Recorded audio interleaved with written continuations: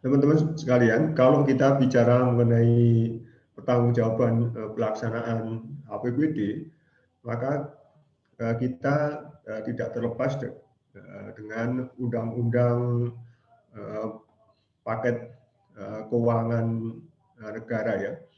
Ada 3 undang-undang di situ. Undang-Undang 17 tahun 2003 ya, kemudian Undang-Undang 1 tahun 2004, satu lagi Undang-Undang 15 tahun 2004 tentang pemeriksaan dan tanggung jawab keuangan negara ya. Jadi 3 paket keuangan negara itu menjadi dasar juga bagi pertanggungjawaban pelaksanaan APBD ya. Nah, kalau kita lihat di aturan ini ya, aturan pelaksanaan teknisnya, maka selain 3 undang-undang tersebut adalah pertanggungjawaban pelaksanaan APBD harus mengacu ke standar akuntansi pemerintahan ya. Ini ada diatur di dalam Peraturan Pemerintah Nomor 71 Tahun 2010 tentang SAP, Standar Akuntansi Pemerintahan.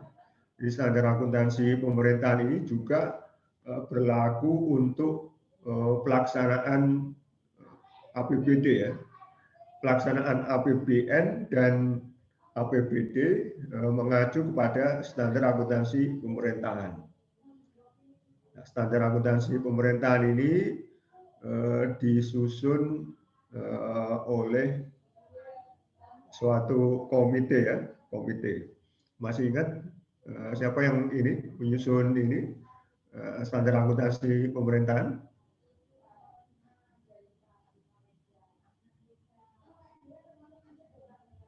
Komite apa namanya? Komite Standar Akuntansi Pemerintahan, Pak.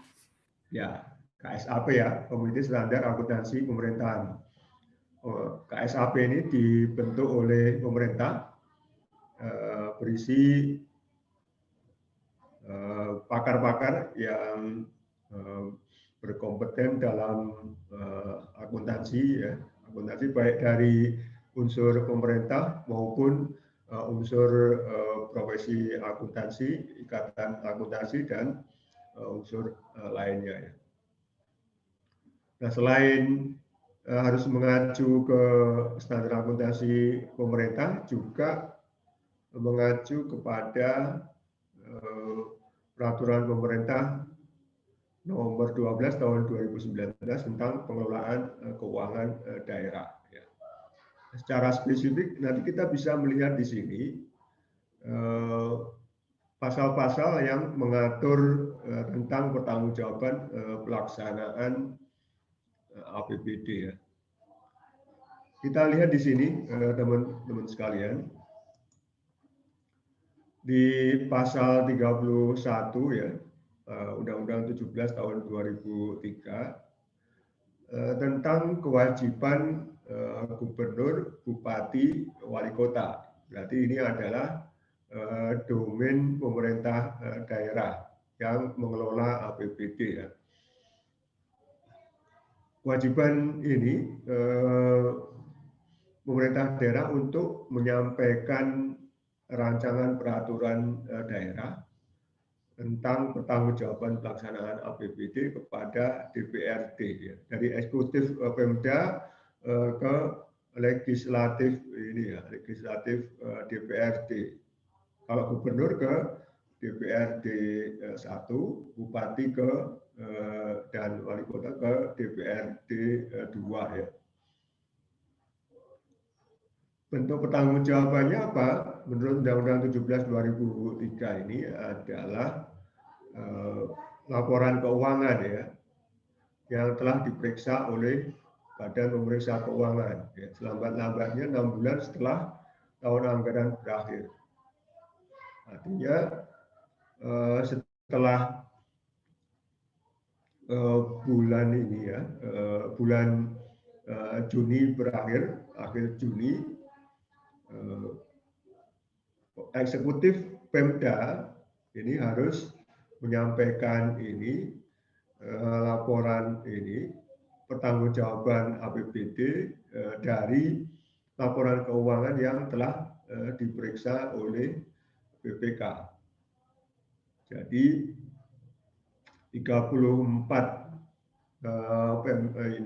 Pemda provinsi dan 500 lebih kabupaten kota menyampaikan laporan keuangan ke BPK ya, BPK. Kemudian BPK melaksanakan pemeriksaan ya, memberikan opini antara bulan Maret sampai ini ya, sampai Juni. Kemudian setelah diberikan ini opini laporan keuangan oleh BPK terhadap laporan Pemda tersebut, kemudian masing-masing Pemda harus menyampaikan rancangan pertanggungjawaban pelaksanaan APBD kepada DPRD untuk dibuatkan perda. Ya. Nah ini implementasi dari pasal 31 Undang-Undang 17 tahun 2003. Ya. Ini amanat undang-undang ya, amanat undang-undang. Jadi harus dilaksanakan. Nah, kalau Pemda, pemerintah daerah, eksekutif daerah, gubernur, bupati, wali kota tidak melaksanakan amanat Undang-Undang 17 tahun 2003 ini, tidak mengirimkan laporan keuangan, artinya eksekutif Pemda tersebut melanggar undang-undang. Dan kalau melanggar undang-undang, sanksinya adalah bisa diberhentikan ya, bisa diberhentikan. Ya.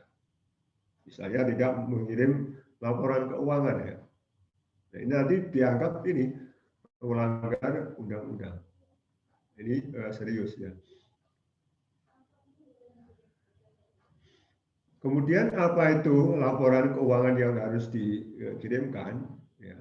Menurut Undang-Undang 17 2003, laporannya ini ya.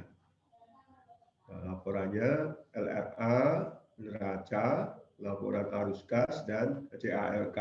Ya. Dilampiri dengan laporan keuangan perusahaan daerah. Nah ini biasanya ikhtisar ya, berupa ikhtisar laporan keuangan perusahaan daerah, bukan laporan keuangan lengkap BUMD ya. Biasanya ikhtisar ya, ikhtisar laporan keuangan, ringkasan laporan keuangan. Karena kalau disampaikan ini, disampaikan berupa laporan keuangan ini BUMD, maka nanti tentu akan cukup banyak ya, cukup banyak.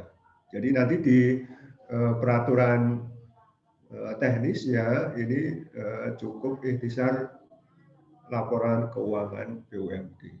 Nah, sama dengan ini konstruksi ini sama dengan pemerintah pusat ya, pemerintah pusat. Pemerintah pusat laporannya adalah LRA APBN, neraca, LAK, CALK, dan ikhtisar laporan keuangan BUMN ya, BUMN, perusahaan negara ya.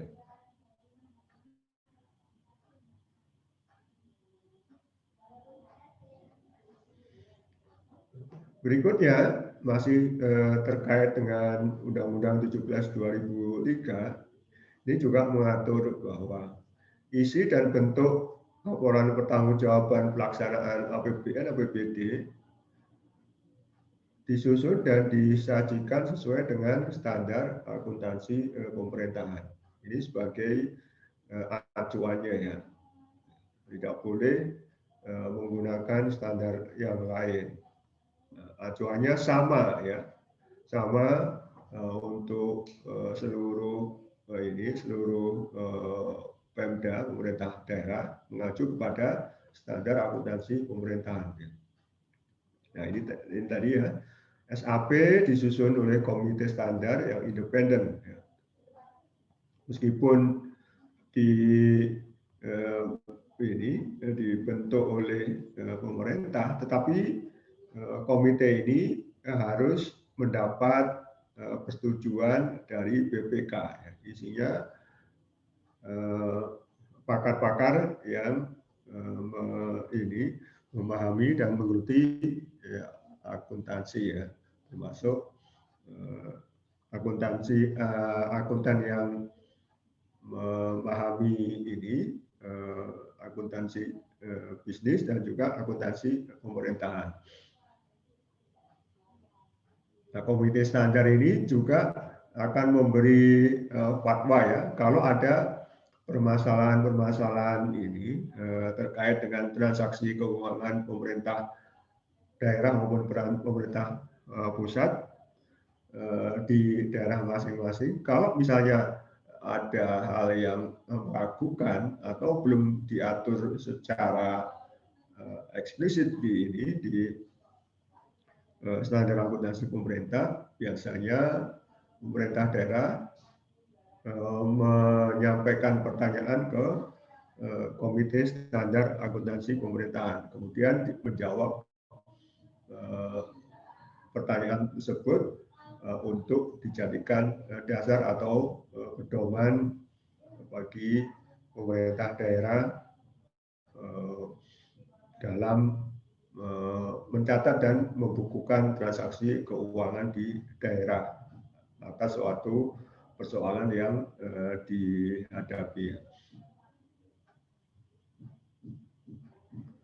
Nah, teman-teman sekalian, kalau kita lihat siklusnya ya, siklus dari perencanaan sampai pertanggungjawaban ya, kita kerangkanya adalah kerangka 2,5 tahun ya, atau 30 bulan. Dimulai dari 1 tahun sebelumnya ya, 1 tahun. Kalau kita melihat pelaksanaannya itu 1 Januari sampai 31 Januari tahun berjalan, maka perencanaan dan penganggarannya itu dimulai dari 1 tahun sebelumnya, bottom up ya, dari unit terkecil organisasi menyampaikan usulan ke unit di atasnya, kemudian ditampung dan dikonsolidasi oleh unit organisasi. Jadi 12 bulan masa perencanaan dan penganggaran ya, teman-teman sekalian. Kemudian ininya pelaksanaan ini, pelaksanaan anggaran atau pelaksanaan akuntansi daerah ini tanggal 1 Januari sampai 31 Desember ya. Ini periode akuntansi ya. Nah, setelah itu nanti ada masa 1 semester 6 bulan ya untuk pertanggungjawaban. Jadi 31 Januari itu transaksinya ditutup ya. Tanggal 1 Januari ini mulai persiapan pertanggungjawabannya. Nanti tanggal 28 ini, 28 Februari atau 29 Februari ya, kalau tahun kabisat ya, pemerintah daerah bersama dengan pemerintah pusat nanti menyampaikan laporan keuangan unit organisasi masing-masing. Ya. Kalau APBN atau pemerintah pusat Nanti KL ya, Kementerian Lembaga atau ini BUN ya, entitas BUN nanti menyampaikan ke Kementerian ini, ke Kementerian Keuangan, kemudian Kementerian Keuangan nanti menyusun ini ya, menyusun konsolidasi jadi ini LKPP ya untuk diperiksa oleh BPK. Di samping itu tanggal tersebut juga KL ataupun menyampaikan laporan keuangan ke BPK.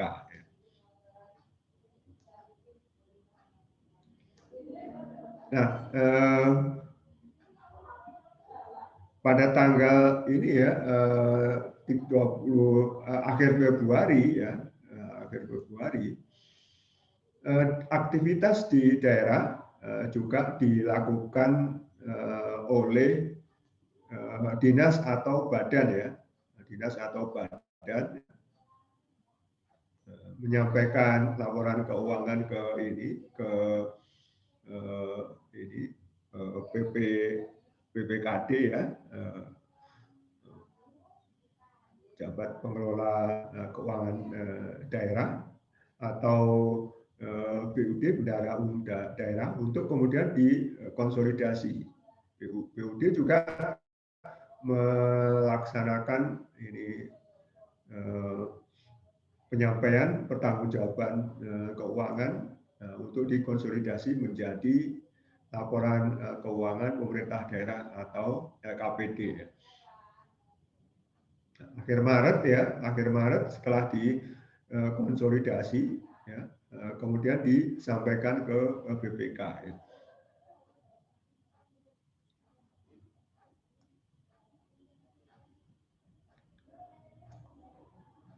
Nah, kalau di ini ya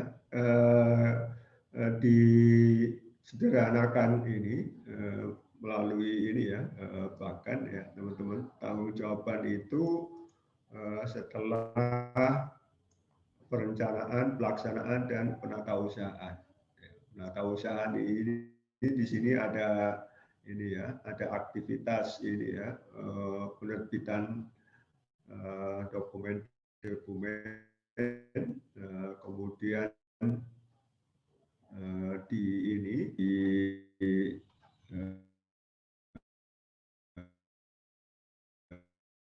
administrasikan oleh ini kemudian menyusun laporan keuangan ya. Kalau di Undang-Undang 17 2003 ya, laporan keuangan itu masih 4 ya, LRA, neraca, laporan arus kas, dan CALK. Maka perkembangan lebih lanjut ya, ditambah 3 ya, laporan perubahan ini, SAL, laporan operasional, dan laporan perubahan ekuitas.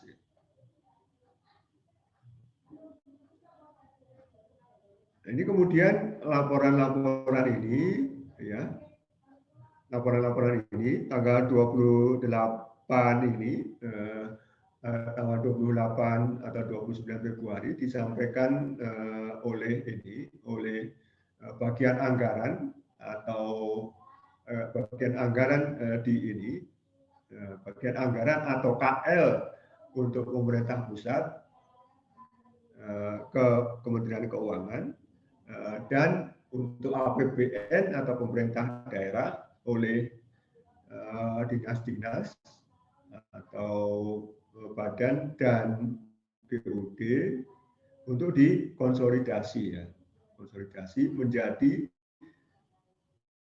LKKL untuk untuk pemerintah pusat dan LKPD ya, LKPD laporan keuangan pemerintah daerah untuk entitas APBD ya. Nah, ini kemudian selain ini disampaikan ke BUN untuk ini, untuk APBN dan BUD untuk APBD, maka laporan laporan LKKL dan LKKL dan KKWPP, LKPD ya, LKPD disampaikan ke BPK untuk dilakukan pemeriksaan dan pemberian opini. Maka nanti kita akan melihat bahwa BPK itu memberikan opini ya, opini secara keseluruhan ya kepada LKKL. KL ada 80-an ya. Kemudian LK-BUN ya, laporan keuangan BUN. Dan yang ketiga adalah LKPP, laporan keuangan pemerintah pusat. Nah, itu untuk APBN. Maka APBD nanti BPK akan memberikan opini kepada laporan keuangan pemerintah daerah sebanyak 540-an lebih ya, dan 30 LKPD dari provinsi ya, dari provinsi 34 provinsi. Jadi kalau kita bisa ini bayangkan bahwa kerja ini ya, kerja BPK itu adalah kerjaan besar ya, setiap tahun melakukan hal yang sama berulang, memeriksa dan memberikan opini kepada ratusan laporan keuangan. Nah, mereka strateginya bagaimana? Strateginya tentu bertahap ya, bertahap. Dan mereka punya perwakilan BPK di tiap provinsi. Untuk hal-hal tertentu mereka sudah melakukan pemeriksaan awal. Jadi bukan hanya setelah ini ya, setelah akhir Maret sampai Juni, tapi mereka BPK juga untuk alasan dan tujuan tertentu melakukan pemeriksaan awal sebelumnya. Nah, laporan keuangan yang sudah diperiksa ini kemudian dibuatkan rancangan peraturan daerah pertanggungjawaban pelaksanaan APBD ya, APBD untuk memperoleh persetujuan ini DPRD ya, untuk memperoleh persetujuan DPRD.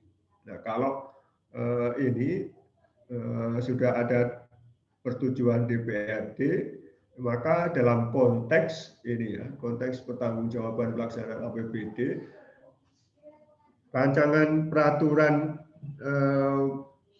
pertanggungjawaban pelaksanaan APBD yang sudah disetujui oleh DPRD ini perlu dievaluasi oleh instansi yang lebih tinggi,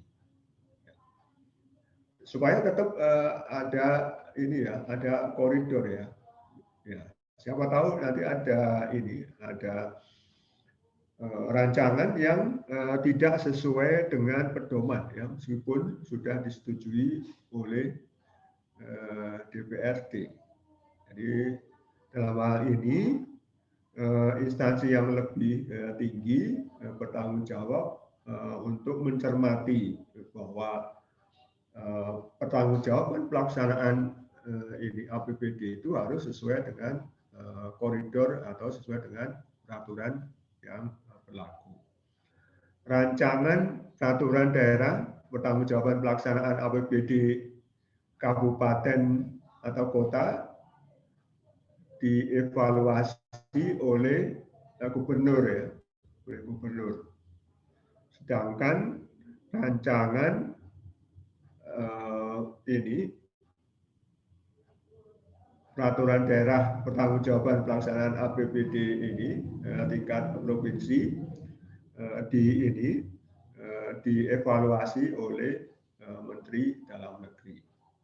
Nah, ini membutuhkan waktu 15 hari teman-teman sekalian. Karena kalau kita melihat jumlah ini ya, jumlah pemerintah daerah yang cukup banyak. Ya. Setelah dievaluasi, maka kesempatan pemerintah daerah untuk melakukan koreksi atau pembetulan atau penyesuaian ya berdasarkan evaluasi tersebut sebelum dilakukan ini ya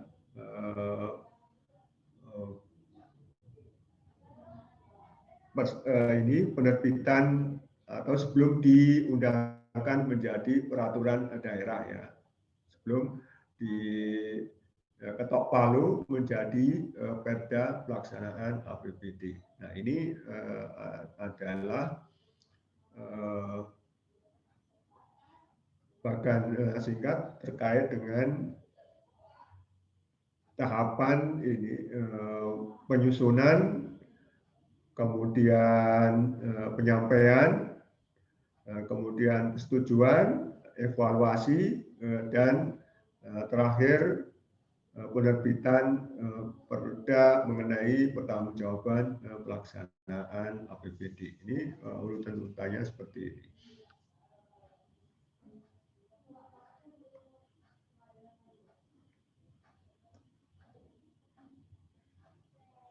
Nah, teman-teman sekalian, kita melihat bahwa dalam penyusunan laporan keuangan itu ada dikenal dengan laporan semesteran dan laporan tahunan ya. Laporan semesteran setelah ini ya semester 1 berakhir setelah 30 Juni ya. Kemudian laporan tahunan setelah 31 Desember tahun berjalan.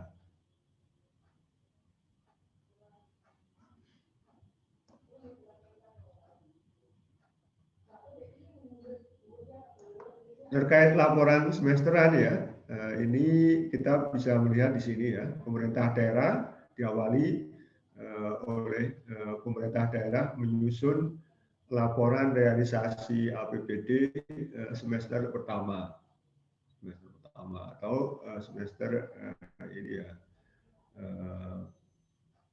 semester ganjil ya. Nah, laporan realisasi semester pertama ini juga diikuti oleh prognosis atau perkiraan ya, perkiraan realisasi 6 bulan berikutnya ya. Ini nanti prognosis ini arahnya nanti untuk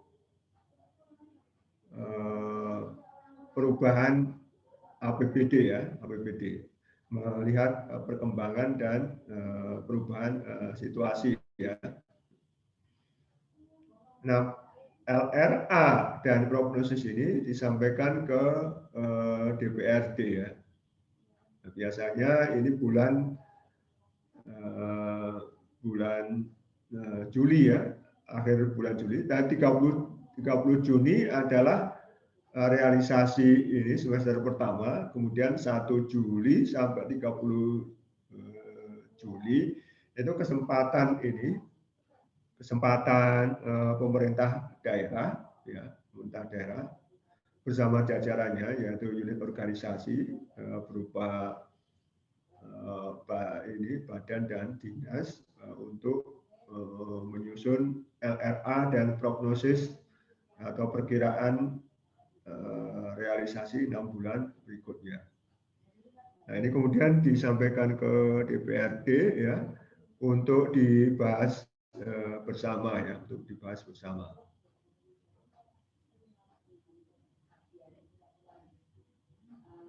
DPRD membahas bersama pemerintah daerah. Ya.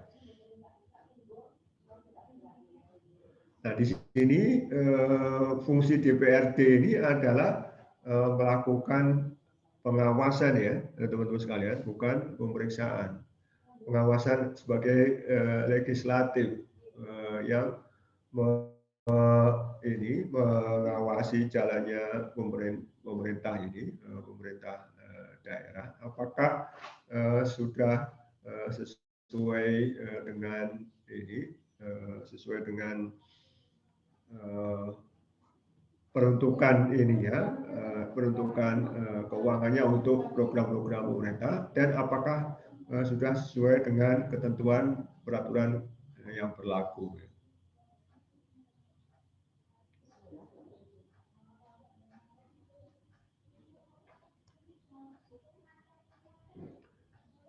Nah, setelah ini, setelah periode penyusunan ini, penyusunan laporan keuangan, laporan realisasi LRA untuk semesteran, maka 6 bulan berikutnya tiba untuk pertanggungjawaban pelaksanaan APBD tahunan ya.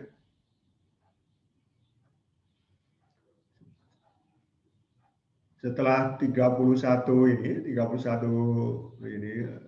Desember ya, pemerintah daerah punya waktu ya, waktu 2 bulan ya, 2 bulan, dan kemudian ini pemeriksaan ini oleh BPK ya, setelah penyampaian itu untuk nanti disiapkan rancangan perda tentang pertanggungjawaban APBD ya, setelah dilakukan pemeriksaan oleh BPK ya. Jadi 28 ini, 20 sampai 28 ini Februari penyampaian ini laporan laporan dinas-dinas, kemudian dikonsolidasi oleh PUD selama 1 bulan, kemudian disampaikan ke BPK LKPD, laporan keuangan pemerintah daerah, untuk diperiksa. Kemudian bulan Juni tahun berikutnya BPK sudah menyampaikan hasil pemeriksaan ya, dan memberikan opini, dan hasil pemeriksaan dan opini ini kemudian dibuatkan raperda ya, untuk diserahkan ke DPRD.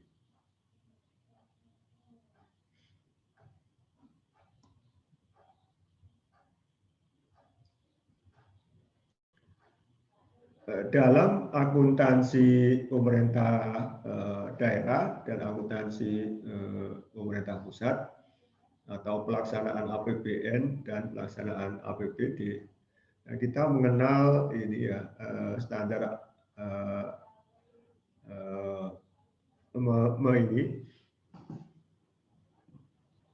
standar akuntansi berbasis accrual ya.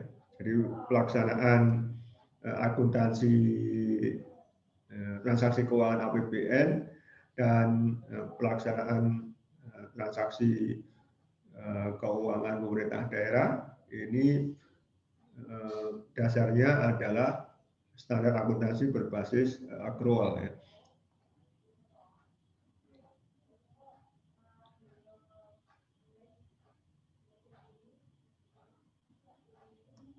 Kita akan melihat ini ya, mana nanti yang sudah accrual, mana yang menggunakan basis kas ya.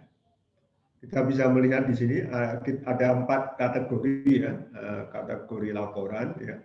Laporan pelaksanaan anggaran, laporan finansial, laporan arus kas ya. Kemudian catatan atas laporan keuangan ya. LRA dan laporan perubahan SAL ya. Laporan perubahan SAL yang dilakukan oleh BPKD ya, Pejabat Pengelola Keuangan Daerah. Ini basisnya adalah basis kas ya. Sedangkan laporan finansial yaitu neraca ya. Laporan operasional, laporan perubahan ekuitas itu acuannya adalah accrual ya, atau accrual basis.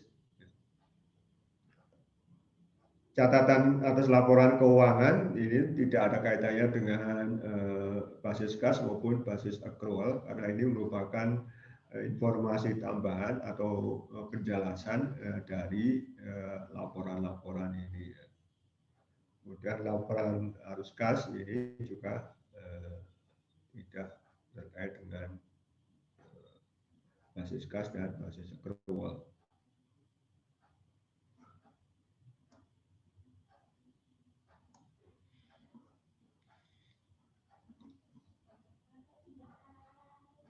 Laporan keuangan ini pemerintah daerah ini teman-teman sekalian acuannya adalah standar akuntansi pemerintahan dan dilakukan ya dijalankan menggunakan sistem akuntansi pemerintah daerah. SAPD ya, SAPD. Kalau ini pemerintah pusat SAPP, sistem akuntansi pemerintah pusat ya.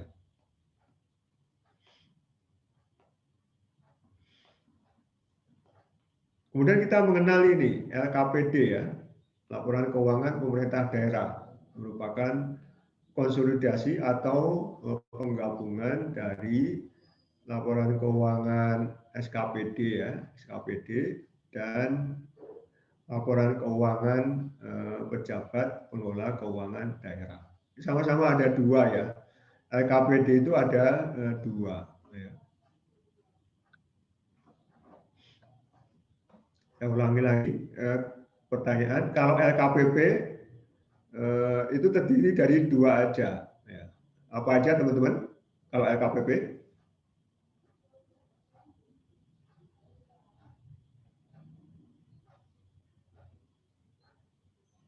Masih ingat ini teman-teman sekalian, LKPP, laporan keuangan pemerintah pusat, ada dua bagian ya yang akan dikonsolidasikan. Satu apa? KL mungkin Pak. Ya, Wildan.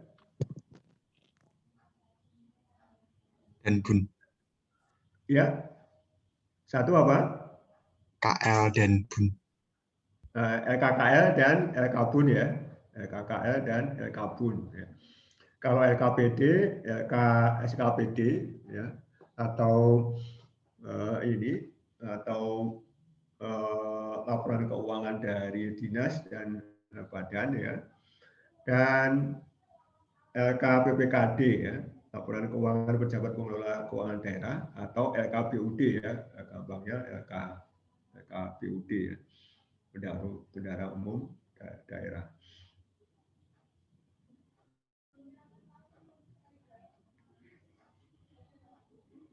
Nah, di sini kita bisa melihat bahwa kepala SKPD, ya, yaitu kepala badan ya, atau kepala dinas, dan dan BUD dan PPKD atau BUD itu pada dasarnya adalah pengguna anggaran. Ya.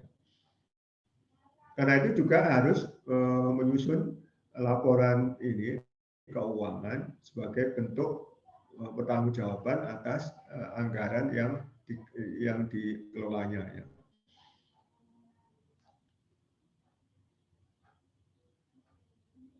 Apa anggaran yang dikelolanya itu? Dokumen apa yang mencerminkan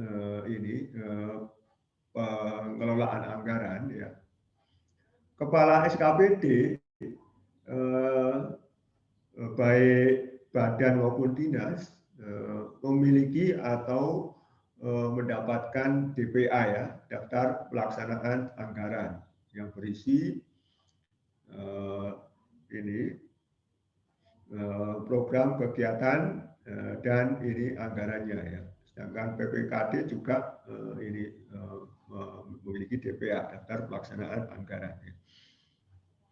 Jadi ciri dari pelaksanaan anggaran adalah unit organisasi tersebut memiliki DPA, daftar pelaksanaan anggaran. Kalau di keuangan pemerintah pusat namanya DIPA. Ya.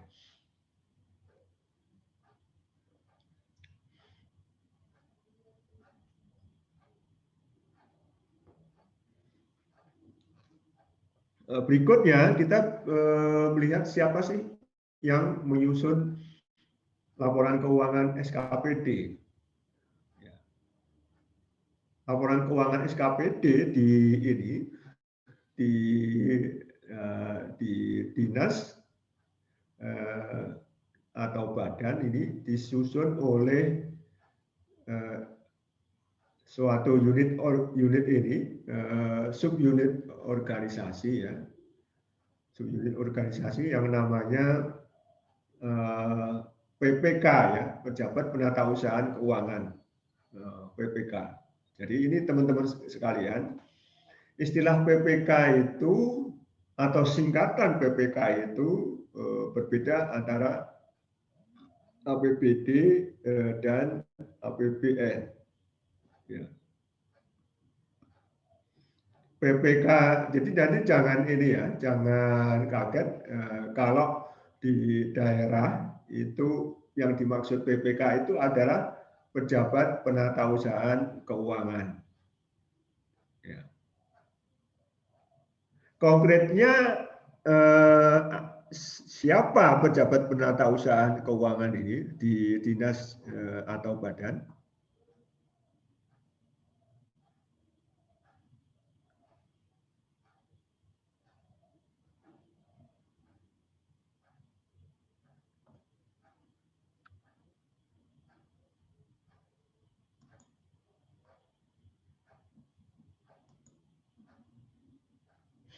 Ini tentu tugasnya nanti ini ya, menyusun laporan keuangan ini ya, menyusun laporan keuangan SKPD ya, menyusun laporan keuangan SKPD. Jadi nanti kalau misalnya berbicara mengenai laporan keuangan pemerintah daerah, maka hal-hal yang akan kita temui ini seperti ini ya, PPK, PPKD, ini kemudian BUD, ini SKPD seperti itu ya. Kalau di KL ya, kalau di KL ini ada unit organisasi yang menyusun ini, yang menyusun laporan keuangan KKL. Ya. Nah, kalau di KL, siapa yang menyusun laporan keuangan ini?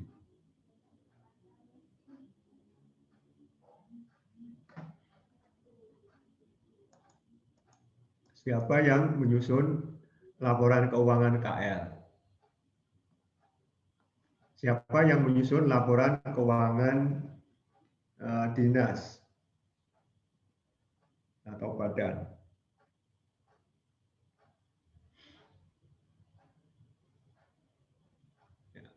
Ayo siapa teman-teman? Masih ingat?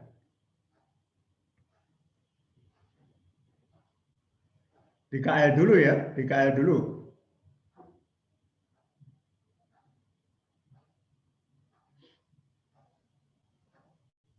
Kalau kita lihat urut-urutannya ya, di KL itu kan dimulai dari Satker ya. Satker mengirim laporan keuangan kemana?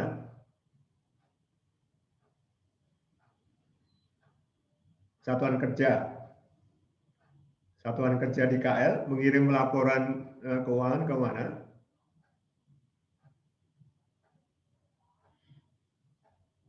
Gampangnya, di atas Satker itu apa? Eselon 1, Pak. Sebelum eselon 1? Kanwil. Kanwil ya. Kirim Kanwil dulu dan ke ini ya. Kemudian dari Kanwil dikirim kemana? KPPN ya Pak. KPPN, oke. KPPN itu kan untuk kebutuhan rekonsiliasi ya. Untuk penyusunan laporan keuangan, kita lihat dari Satker ke Kanwil ya. Dari Kanwil kemudian dikirim ke mana?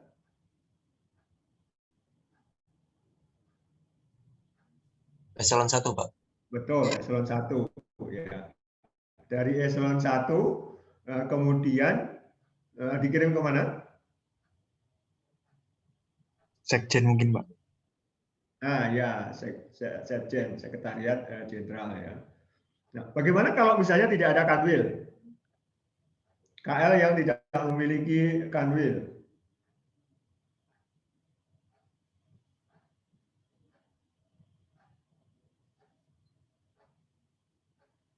KL yang tidak memiliki kanwil Langsung ya Pak ke eselon 1.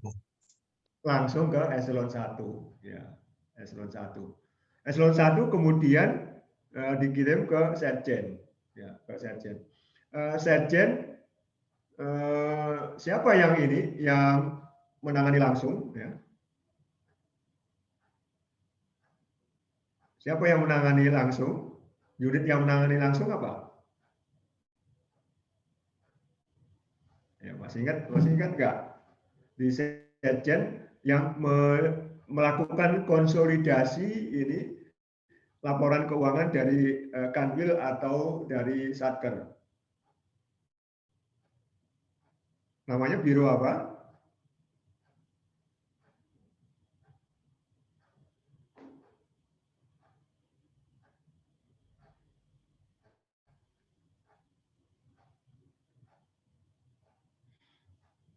Pernah dengar ini?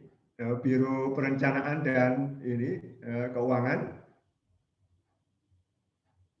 Nah, itu Biro Perencanaan dan Keuangan itu yang akan mengkonsolidasi dan menyusun laporan keuangan dari kementerian lembaga. Dia di bawah Setjen, ya. Untuk kemudian nanti dikirim ke Kementerian Keuangan. Oke, coba Damaranti ya.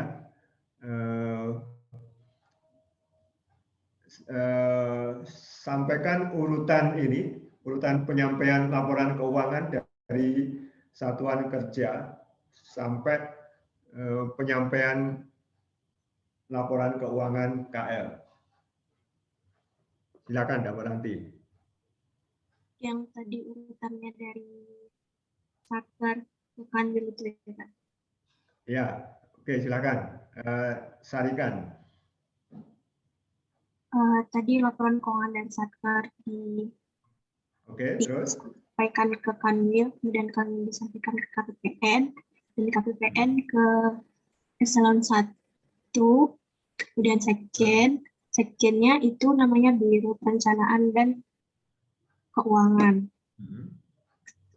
Kemudian Biro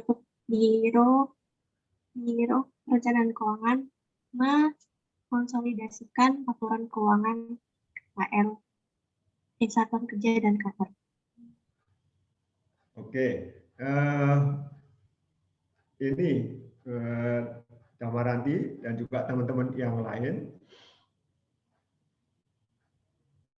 antara ini ya, antara Satker dan KPPN itu adalah dua unit yang terpisah ya, dua unit yang terpisah,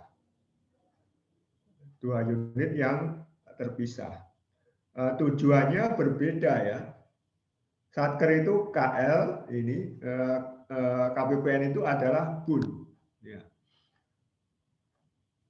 KPPN ya menyampaikan laporan keuangan ini Satker kemana?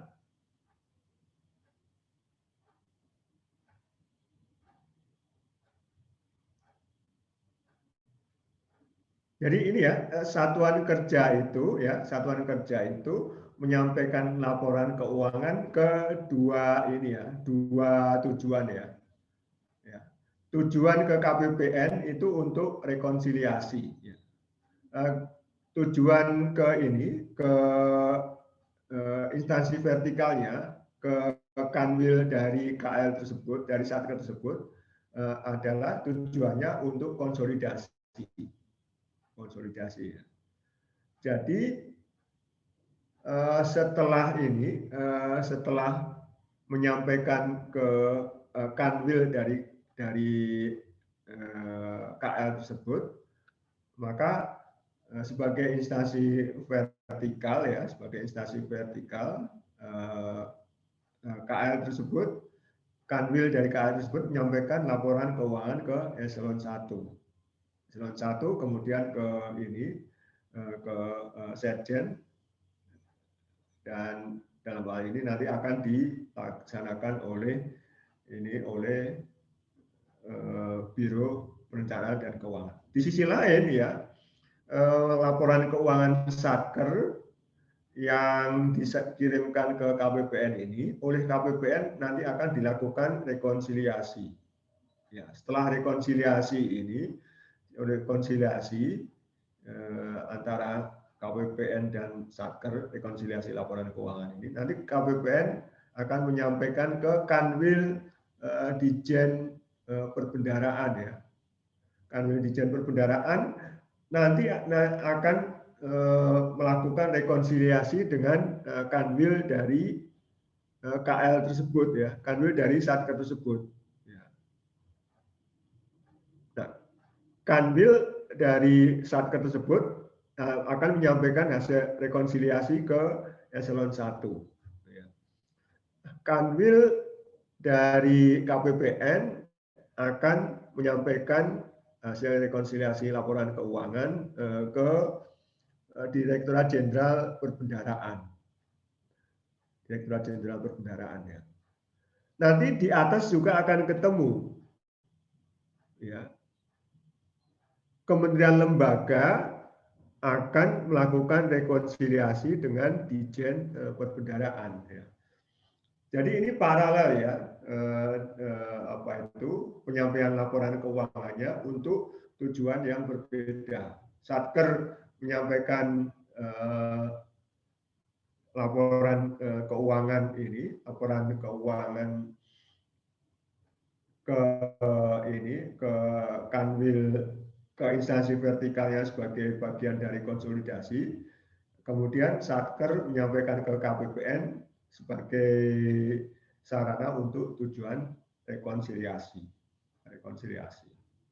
Sehingga nanti ketemu sampai di atas ketika dilakukan rekonsiliasi antara kementerian lembaga dengan Kementerian Keuangan, dalam hal ini diwakili oleh Dijen Perbendaharaan, maka rekonsiliasi itu sudah mendekati valid ya, sudah mendekati kebenaran ya, tidak ada kesalahan-kesalahannya berkurang karena sudah direkonsiliasi dari tingkat bawah. Nah, demikian halnya dengan ini ya, dengan SKPD ya, teman-teman sekalian. Ya.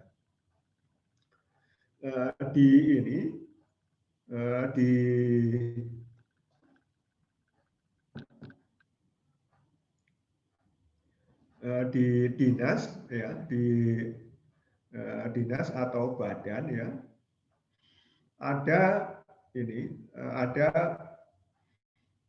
unit subunit organisasi yang menyusun laporan keuangan ya. Unit itu namanya biasanya namanya setingkat eselon 4, unit atau subbagian tata usaha dan keuangan ya, atau subbagian keuangan. Ya, subbagian keuangan atau subbagian tata usaha ini yang disebut pejabat penata usahaan keuangan SKPD. Ini yang menyusun laporan keuangan menyusun laporan keuangan SKPD. Nah, SKPD ini kemudian disampaikan ke BUD atau LKPD atau SKPD ya. Maksud saya disampaikan ke BUD atau PPKD, Pejabat Pengelola Keuangan Daerah, untuk dilakukan rekonsiliasi. Nah, PPKD sendiri ya, Pejabat Pengelola Keuangan Daerah, ini juga menyusun laporan keuangan ya, laporan keuangan laporan keuangan PPKD kan, PPKD. Di samping dia nanti juga melakukan konsolidasian, mengkonsolidasikan antara SKPD dan PPKD. Jadi tugas PPKD atau PUD ini double atau ganda. Ya, mengkonsolidasikan ini, dia membuat laporan keuangan ini PPKD atau PUD, dan dia di samping itu juga mengkonsolidasikan atau kemudian menggabungkan antara KPPKD dengan KSKPD yang ada di pemerintah daerah tersebut.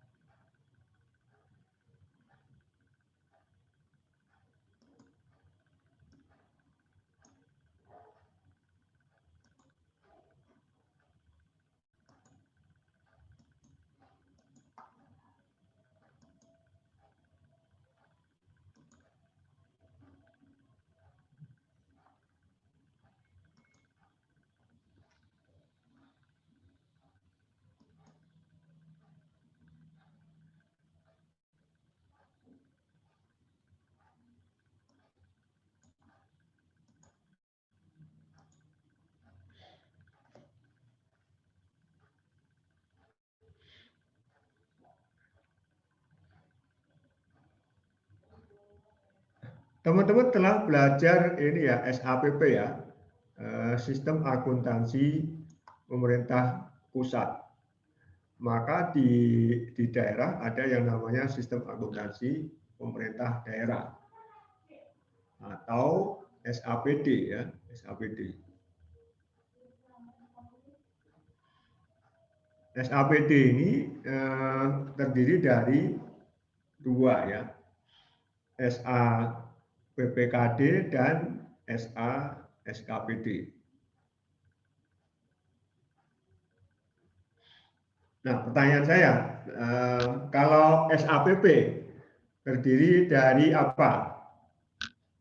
Terdiri dari sistem apa? Tulis di chat ya, di chat.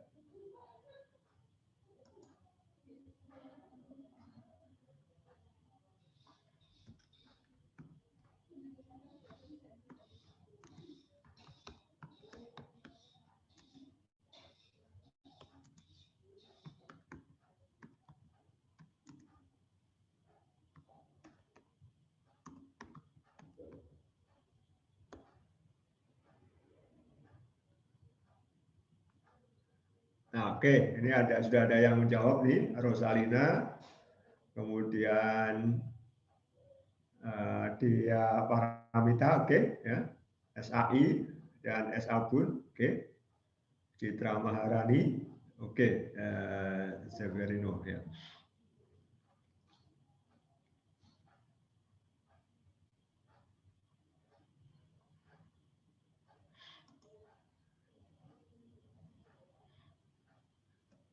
Outputnya apa?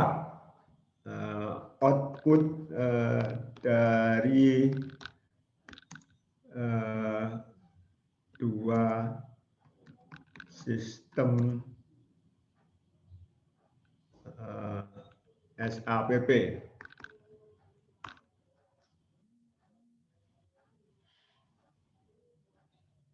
Ya, silakan teman-teman. Outputnya berupa apa? Output SAI apa? Output sabun apa?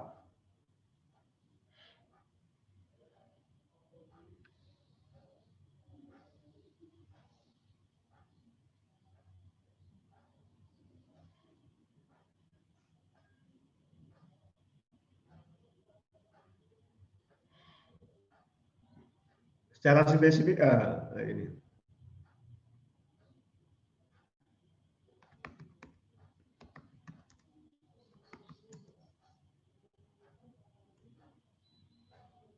Oke ya, laporan keuangan ya.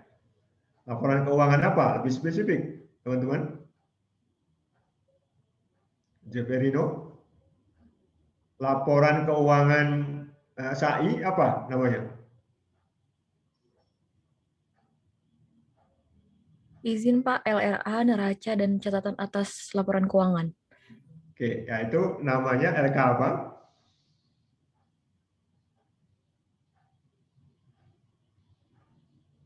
Untuk SAI? Untuk SAI, Pak. Ya, SAI istilah ininya, istilah umumnya apa? Tadi ini ya, detailnya adalah itu ya, LRA, kemudian neraca, kemudian SALK, kemudian laporan operasional, laporan perubahan ini ekuitas, itu LK apa? LKKL, Pak. LKKL ya, LKKL. Kalau sabun outputnya apa? LPSAL. LK-Bun ya, LK-Bun. Nah, laporan keuangan Bun, laporan keuangan Bun. Jadi itu ya, teman-teman sudah bisa mendapatkan gambaran secara umum tentang SAPP dan SAPD. Ya, SAPD. Nah, ini review mengulang tentang ini ya, SAPP. Kita kembali ke ini SAPD ya. SAPD. Sistem akuntansi pemerintahan daerah pada dasarnya ada dua ya, ada dua. SASKPD ini paralel dengan apa? Ini paralel dengan SAI, Sistem Akuntansi Instansi. Bukan begitu? Nah, outputnya ini adalah ini. Outputnya adalah LK SKPD. Ada LRA, ada laporan operasional, ada laporan perubahan ekuitas, ada neraca, ada CALK. Saya ulangi lagi, siapa yang menyusun LK SKPD?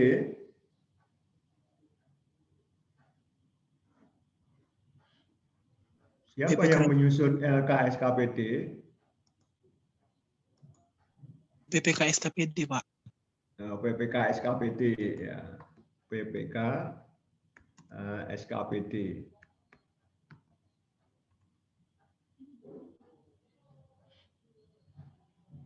Apa nama atau nomenklatur PPK SKPD?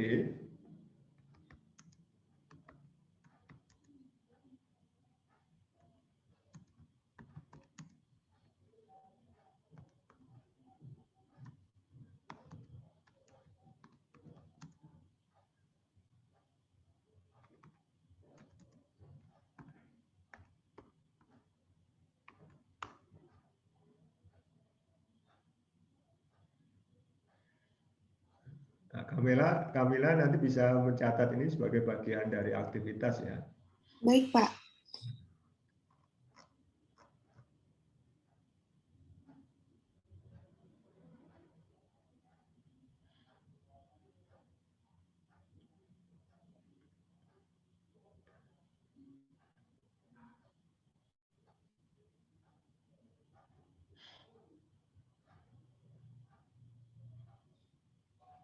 Nah, ini biasanya ini ya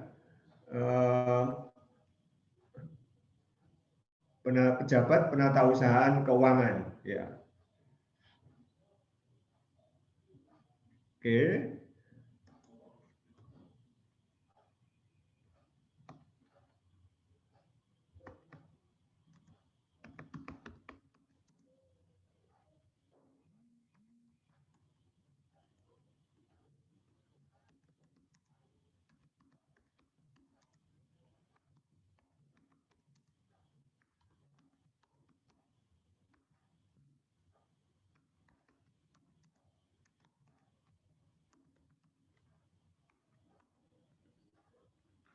Nah, ini pejabat penata usahaan keuangan ini di Pemda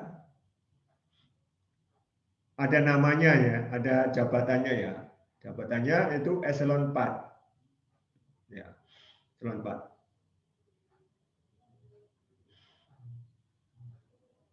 Apa nama ini ya, nama jabatannya?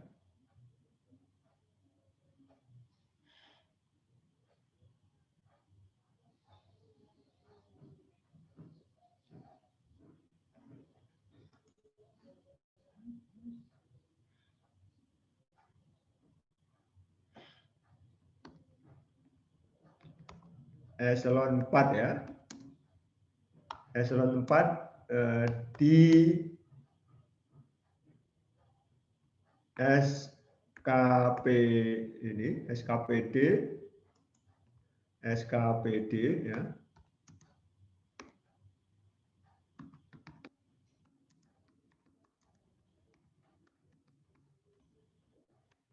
Dinas yang mengurusi keuangan ya.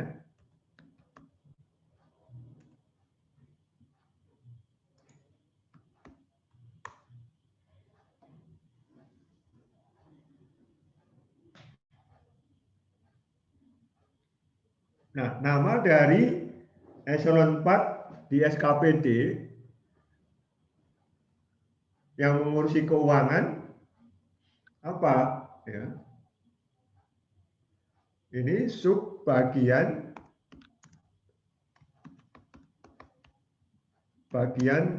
tata usaha ya. Atau bisa juga menggunakan nomenklatur yang lain atau bagian keuangan.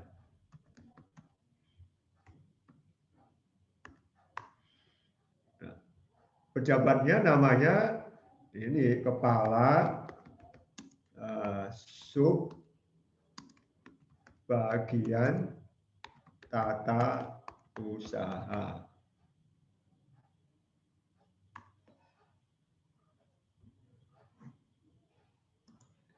Ini ya, ini kalau kita lihat ini detail di wilayah ini ya, wilayah SKPD.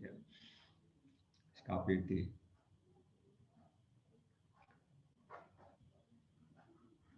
Nah, kalau ini LKKL tadi sudah di ini ya, sudah disampaikan. Yang menyusun itu ada LKKL ya. LKKL yang menyusun itu adalah Sekretariat Jenderal ya. Atau kalau di ini di lembaga namanya Setama, Sekretaris Utama ya, Setama, Sekretaris Utama. Kemudian nanti ditugaskan secara khusus di Biro Perencanaan dan Keuangan. Nah, kemudian kita masuk ke sistem akuntansi PPKD. Kalau di SAPP ini kita bisa menyamakan dengan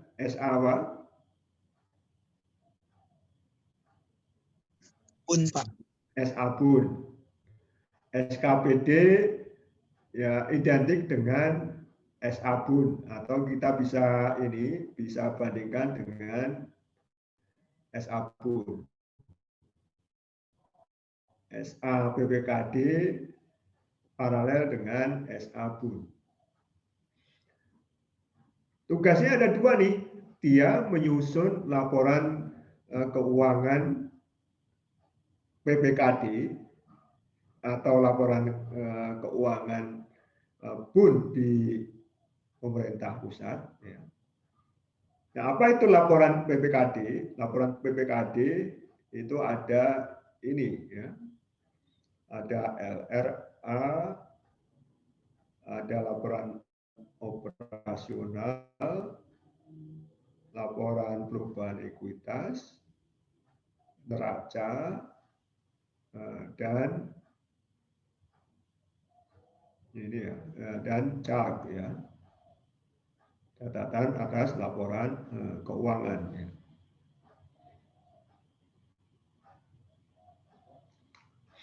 Kemudian LKPD ini kemudian LKPD ini menggunakan ini sistem akuntansi PPKD ya, juga untuk menyusun gabungan atau konsolidasi ya.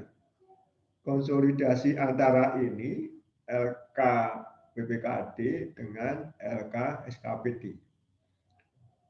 Nah, ini untuk menyusun konsolidasian ini juga ada sistemnya, ada sistem akuntansinya.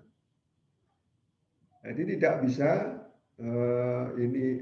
campur aduk, dia menggunakan sistem sendiri, menggunakan cara sendiri, menggunakan aplikasi sendiri.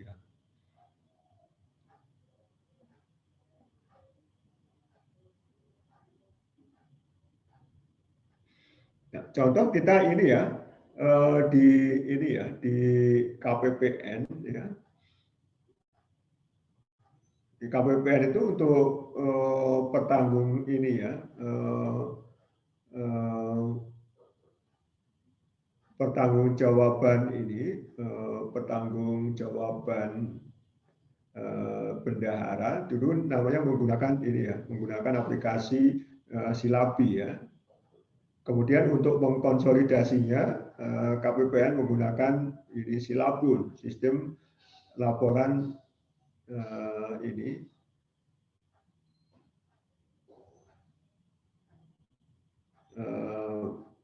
bendahara bendahara umum negara atau Silabun ya. Nah, kita menggunakan ini kalau untuk SAPP menggunakan Sakti ya, Sakti. Sistem akuntansi keuangan tingkat instansi ya.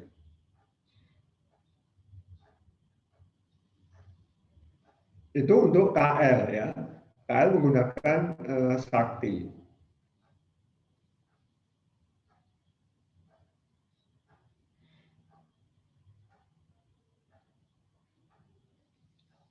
Nah, demikian pula ini ya. Ini di Pemda ya, Pemda itu juga menggunakan hal yang paralel atau mirip dengan ini sistem akuntansi pemerintah pusat atau dalam hal ini Sabun. Kita paralelkan dengan sistem akuntansi BUN. Ya.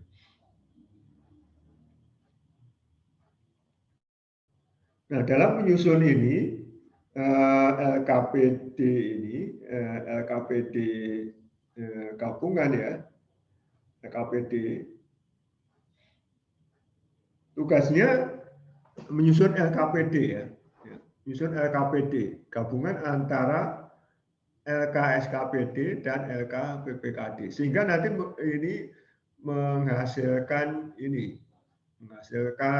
output berupa LRA, laporan perubahan sal, laporan operasional, neraca, laporan perubahan ekuitas, LAK, dan CALK, catatan atas laporan keuangan.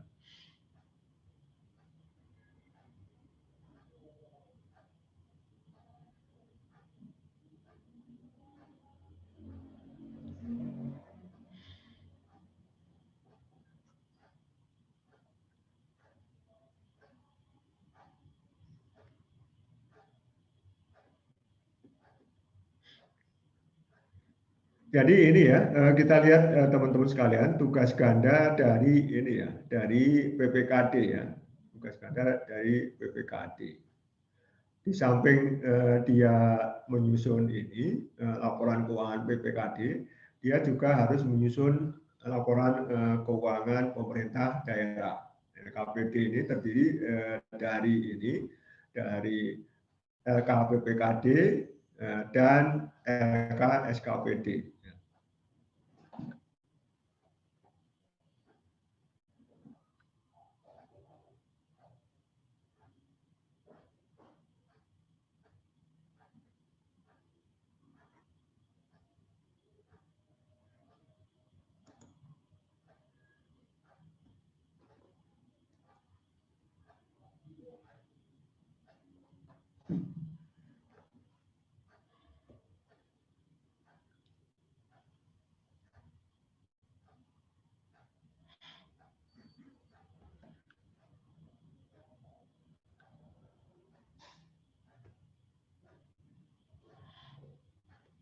Kita masuk ke ini ya, teman-teman sekalian, detail tahapan penyusunan laporan keuangan.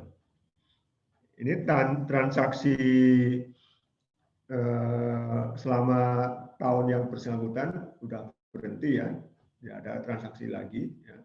Tanggal 31 Desember ini akhir dari transaksi keuangan di pemerintah daerah ya. Kemudian ini kita lanjutkan ini. Tadi sudah saya singgung tanggal 28 Februari atau 29 Februari kalau misalnya tahunnya adalah tahun kabisat ya.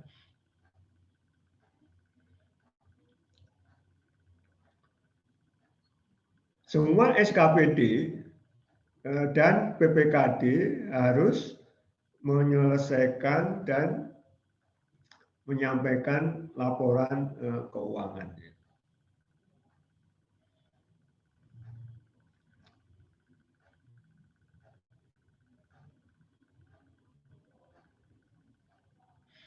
Nah, pertanyaan saya ini sederhana ya.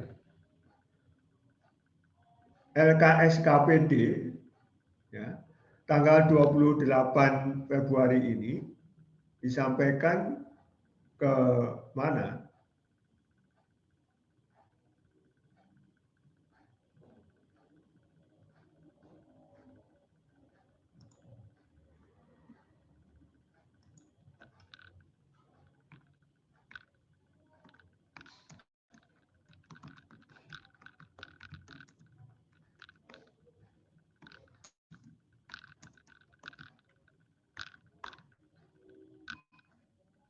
Oke, silakan ya. SKPD menyampaikan LKPD kemana? Oke. Ini Ahmad Wildan udah jawab ya.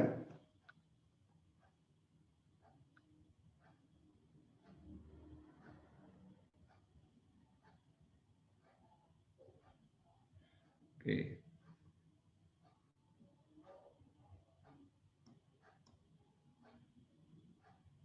Sudah diwakili oleh ini ya, oleh Ahmad Wildan ya. Jadi SKPD menyampaikan ini. Oh, maaf ini pertanyaan saya salah ini ya. SKPD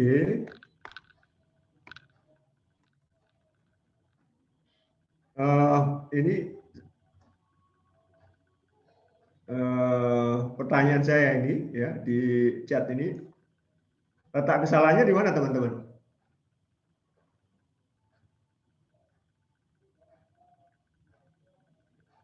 Pertanyaan saya di chat room ya. Ini letak kesalahannya di mana? LKPD. LKPD ya. Yang betul apa? LKSKPD. Ya? LKSKPD. Betul, ya, ya. Ini ya.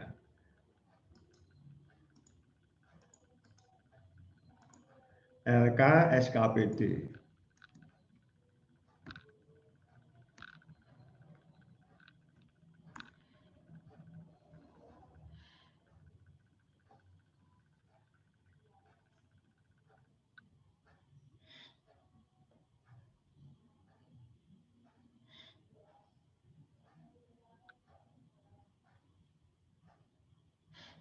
Nah, kalau LKPD disampaikan ke siapa? Nah, ini baru pertanyaan ya.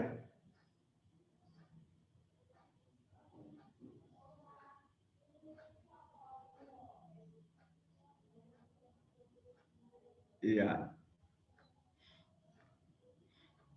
Bupati Wali Kota ya.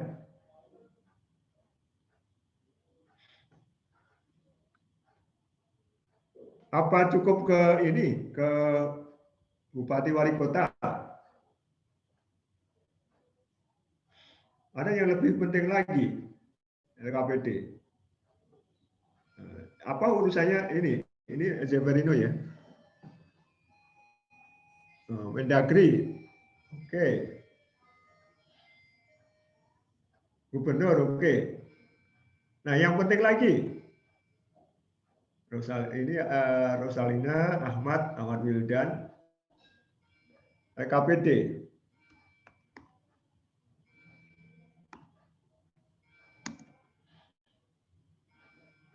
Camat nggak ada urusannya ya dengan LKPD ya.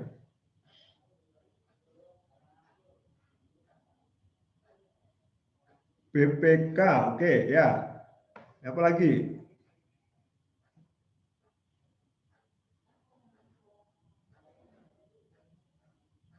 Inspektorat daerah, ya. Ini kepentingan juga ya. Nah, ini BPK ini ya,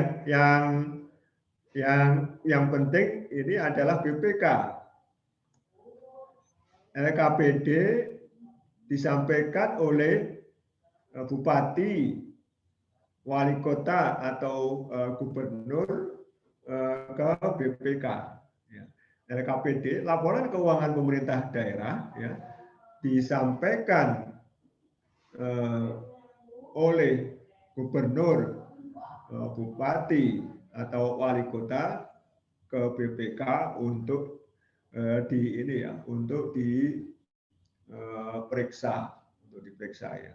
Nah, setelah diperiksa baru nanti disampaikan ke DPRD untuk dapat persetujuan ya. Nah, ini ya. Ini balik lagi ini ke tayangan. Konsolidasi SLKPD disampaikan oleh kepala daerah ya, ke BPK. Ini yang penting ya. Ini. Jadi LKPD disampaikan oleh bupati, gubernur, wali kota ke BPK. Ya.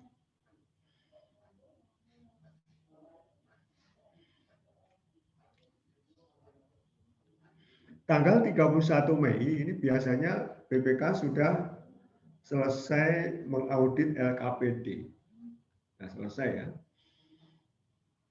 Ya, ini serentak ya seluruh Indonesia. Ini BPK ini perwakilan ya di 34 provinsi ya. Ini bergerak untuk mengaudit LKPD ya.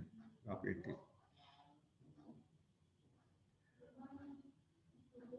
Nah, biasanya Juni itu sudah keluar ini ya, sudah keluar opini laporan keuangan ini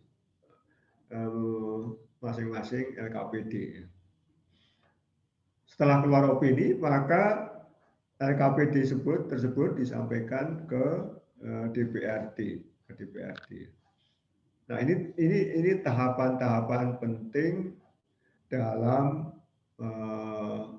pertanggungjawaban pelaksanaan APBD. Ini teman-teman sekalian ya. Ini masa krusial ya. 1 Januari tahun berikutnya sampai 30 Juni.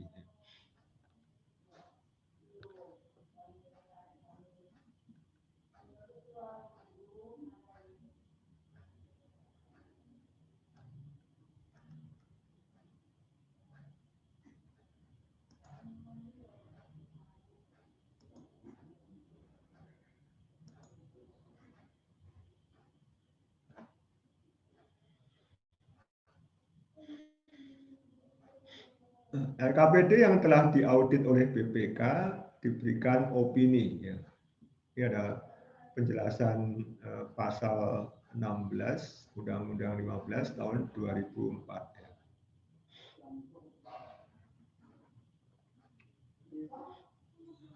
Opini ini merupakan ini ya pernyataan profesional pemeriksaan tentang kewajaran informasi dalam laporan keuangan. Apa itu kewajaran informasi? Kewajaran informasi itu disesuaikan dengan ketentuan standar akuntansi pemerintahan. Apakah sudah cukup diungkapkan dalam laporan keuangan atau JALK, ya, informasi-informasi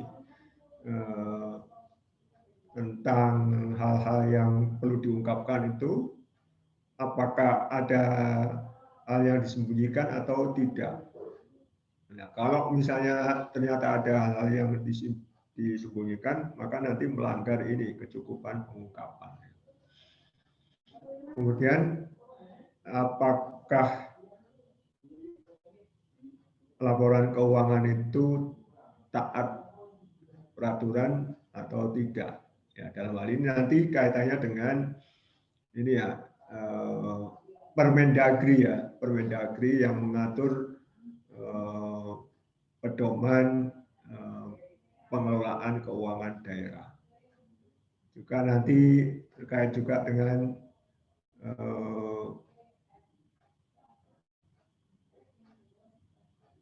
undang-undang ini paket undang-undang keuangan negara ya. Dan yang keempat adalah pengendalian internnya. Apakah pengendalian intern di SKPD tersebut efektif atau tidak? Nah, ini ada bentuk opininya WTP, WDP, tidak wajar dan menolak memberikan pendapat. Nah, teman-teman sekalian, berikutnya ini nanti dalam waktu ini ya setengah jam nanti kita buat ini ya, kita buat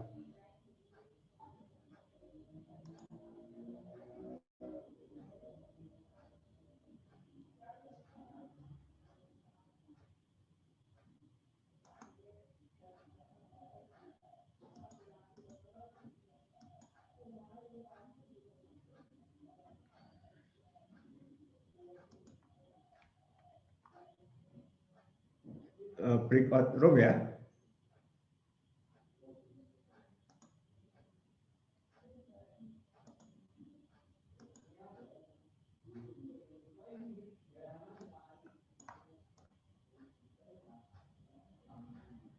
Caranya gimana ya bagi ini ya, bagi menjadi 3 bagian ya.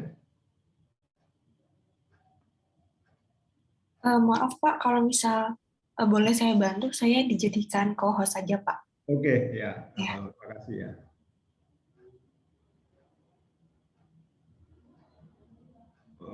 Bikin room 1. Oke.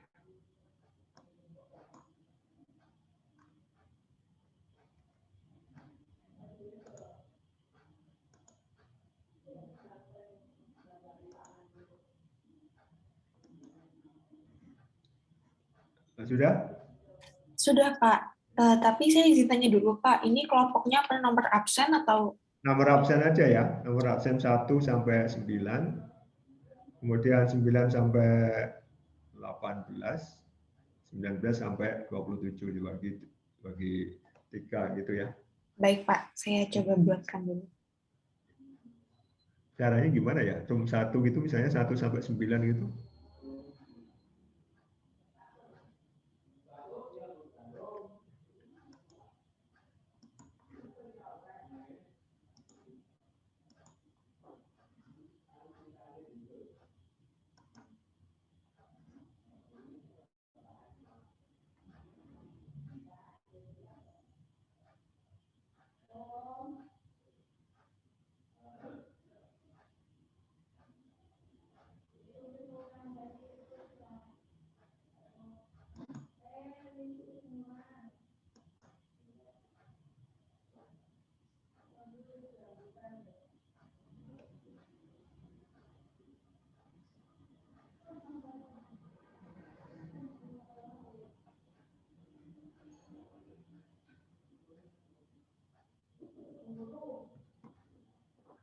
Nah, teman-teman sekalian, di chat room saya sudah ini ya, saya sudah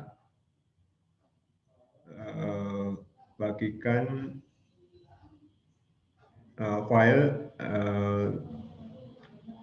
berisi jurnal tentang implikasi penolakan pertanggungjawaban ini laporan keuangan pertanggungjawaban kepala daerah ya, implikasi penolakan laporan keuangan pertanggungjawaban kepala daerah. Pak, izin Pak, ternyata kalau co-host masih belum bisa bikin breakout room, jadi harus minta akses untuk hostnya Pak. Oh gitu ya. Ya, nanti kalau boleh saya bikinkan breakout room-nya, habis itu Bapak saya jadikan co-host aja Pak, bagaimana Pak? Oke ya.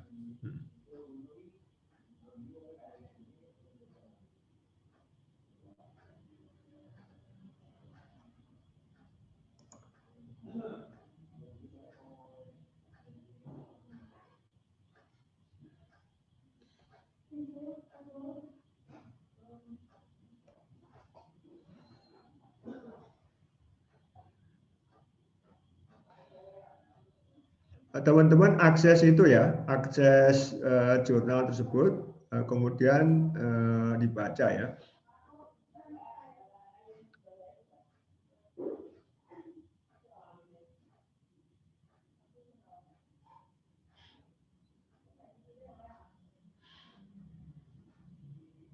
Jadi nanti masing-masing kelompok diskusikan itunya, isi dari jurnal tersebut, kemudian nanti teman-teman menyarikan apa implikasi apabila laporan keuangan pertanggungjawaban kepala daerah ditolak oleh DPRD. Mungkin dalam 2 slide ya, masing-masing kelompok. Nah, kelompok nanti ini mendiskusikan jurnal tersebut, kemudian nanti dituangkan dalam bentuk presentasi, slide presentasi, dua halaman aja cukup, kemudian nanti dipresentasikan. Baik Pak. Oh iya Pak, untuk hostnya boleh dipindah ke saya dulu nggak Pak? Oh ya, ya. Terima kasih.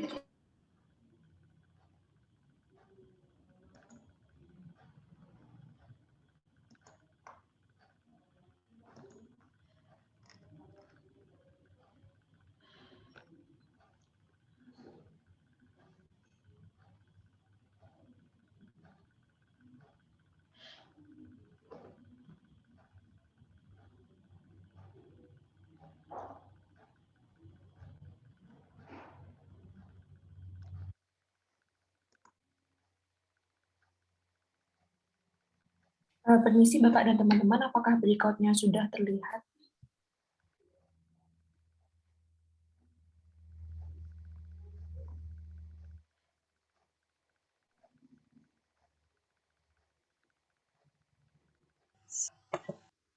Mohon informasi teman-teman, apakah semuanya sudah masuk breakout room?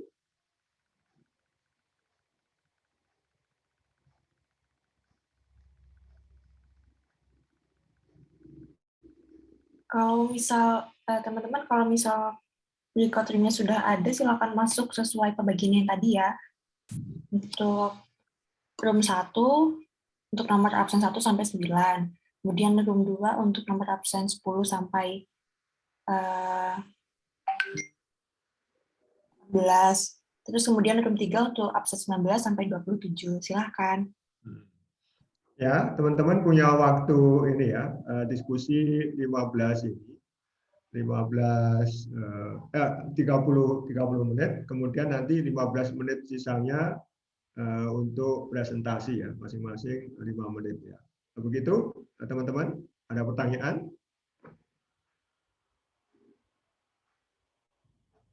Kalau dari saya cukup Pak, sudah sangat jelas. Sudah sangat jelas ya. Ya, silakan nanti setelah 30 menit kita balik ke main room ya.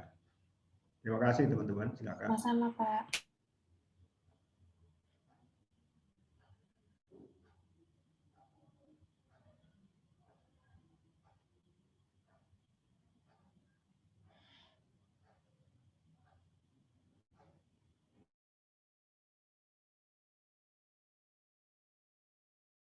Pak, dari bab 1, dari poin A pendahuluan dengan poin B pembahasan.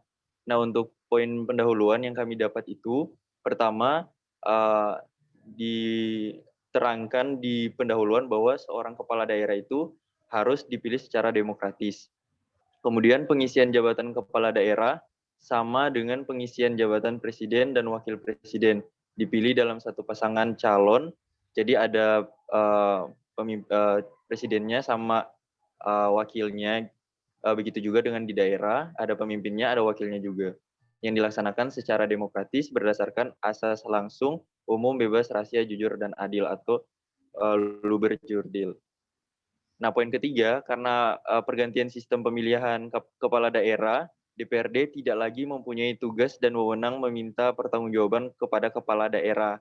DPRD hanya berwenang meminta laporan keterangan pertanggungjawaban kepala daerah dalam penyelenggaraan pemerintahan daerah. Lalu poin keempat berupa pertanyaan yang timbul dari pendahuluan ini, Pak, yakni apa implikasi penolakan laporan kalau misalnya ada penolakan laporan keterangan pertanggungjawaban kepala daerah jika dikaji dalam perspektif hukum tata negara. Nah, dalam pembahasan itu kami kelompok 3 mendapatkan beberapa poin, Pak, yakni pertama, LKPJ adalah laporan penyelenggaraan pemerintahan daerah selama 1 tahun anggaran. Nah, LKPJ disampaikan oleh kepala daerah ke DPRD, dan DPRD memberikan keputusan 30 hari setelah LKPJ diterima, atau kurang lebih 1 bulan. Nah, poin kedua, kepala daerah tidak bertanggung jawab ke samping kepada DPRD dan ke bawah kepada masyarakat, melainkan bertanggung jawab ke atas, yakni dari gubernur bertanggung jawab ke presiden melalui Mendagri. Jadi Mendagri di sini mungkin sebagai mediasi antara gubernur dan presiden. Terus kalau bupati dan wali kota itu bertanggung jawab ke Mendagri melalui gubernur. Jadi gubernur menjadi perantaranya. Nah, ini sesuai dengan Undang-Undang Nomor 32 Tahun 2004. Nah, poin ketiga yang kami dapat, tidak akan terjadi implikasi hukum terhadap penolakan LKPJ kepala daerah oleh DPRD maupun masyarakat. Artinya bahwa kepala daerah tidak dapat diberhentikan di tengah masa jabatan yang sedang dijalani, dan kepala daerah tetap dapat mencalonkan diri kembali di pemilihan selanjutnya. Namun, terdapat implikasi sosial dan politik berupa kemerosotan kepercayaan masyarakat kepada kepala daerah yang bersangkutan, yang mengakibatkan penurunan tingkat partisipasi masyarakat. Dan poin yang terakhir yang kami dapat, Pak dan teman-teman, DPRD hanya berhak memberikan rekomendasi masukan, dan masyarakat tidak berhak menerima atau menolak. Dan dalam jurnal tersebut juga disampaikan bahwa perlu ada tinjauan ulang, sehingga DPRD dan masyarakat dapat memberikan penilaian terhadap LKPJ dari sisi kinerja dan progres report. Seperti itu, Pak, dari kelompok 3. Ya, baik, luar biasa, mantap. Dalam waktu singkat, kelompok 3 sudah bisa memaparkan inti dan saripati dari jurnal ini. Berikutnya kelompok 1, 5 menit ya, silakan.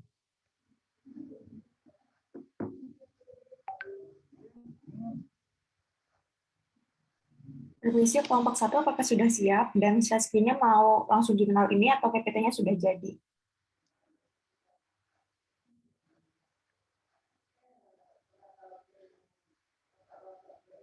Halo, kelompok 1, mohon responnya.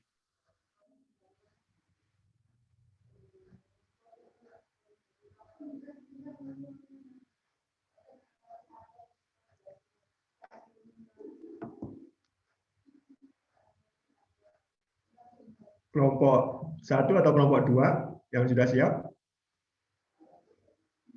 Mana yang sudah siap duluan? Silakan.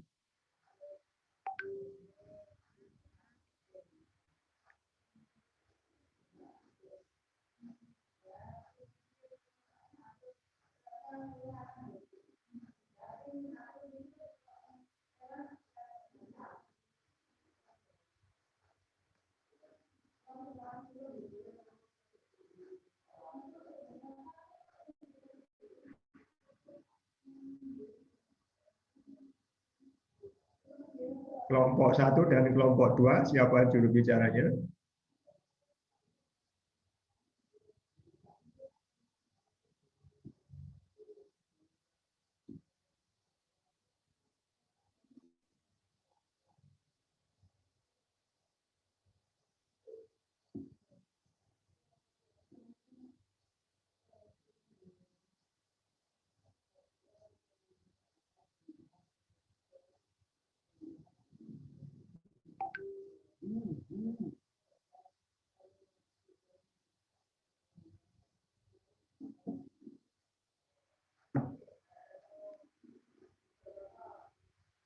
Permisi Pak, karena belum ada yang merespon, saya izin mewakili kelompok 2 untuk menjelaskan mengenai paper ini ya Pak, namun kami langsung fokus pada pembahasannya.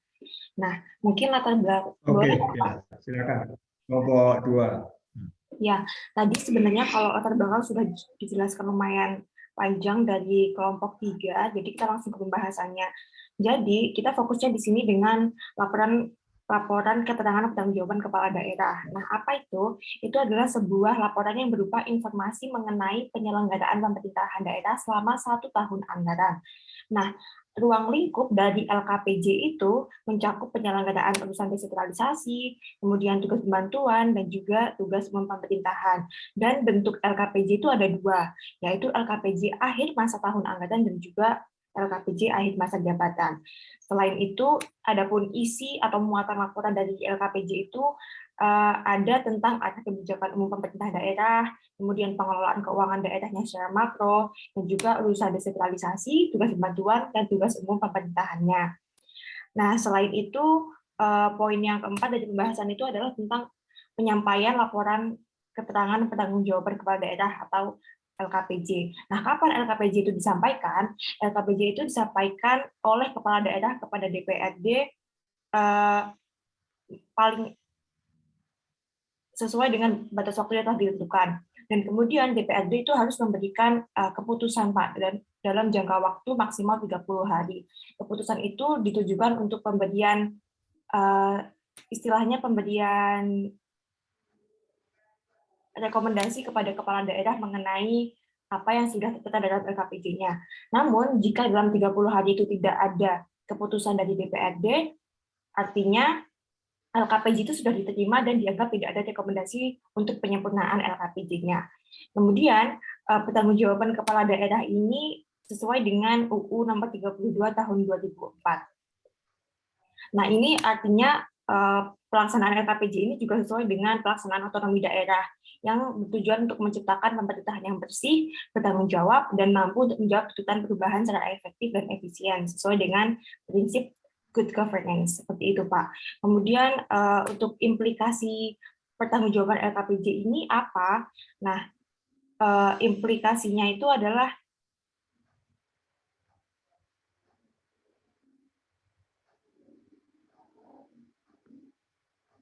mohon maaf Pak, apakah suara saya tadi putus-putus? Enggak, lancar. Oh, baik Silakan, Pak. lanjut. Jadi kan tadi kepala daerah itu tidak bertanggung jawab ke samping kepada DPRD dan ke bawah kepada rakyatnya, tapi bertanggung jawab ke atas kepada gubernur. Maka dari itu kepala daerahnya cukup memberikan keterangan, bertanggung jawab kepada DPRD dan menyampaikan informasinya kepada masyarakat. Hal ini artinya meskipun DPRD berhak memberikan putusan kepada LKPJ daerah, tapi putusan DPRD itu hanya bersifat rekomendasi dan implikasinya hanya berupa masukan-masukan dari LKPJ tadi. Dan akuntabilitas publik kepada masyarakat melalui LKPJ itu hanyalah sebatas menginformasikan saja, dan masyarakat tidak ada peran untuk menyatakan menerima atau menolaknya. Seperti itu, Pak. Sekian presentasi dari kelompok 2. Mohon maaf apabila ada kekurangan dan kelebihan. Terima kasih. Iya, bagus. Ini dalam waktu 5 menit mampu menangkap isi dan substansi dari jurnal ini dan tidak terpaku kepada masalah teknis, tapi juga masuk ke substansinya ya, langsung ke substansi. Berikutnya yang terakhir silakan kelompok 1 ya. bisa langsung menggunakan ini. Mohon maaf Pak, izin share screen PPT hasil diskusi. Oke, silakan ya, silakan.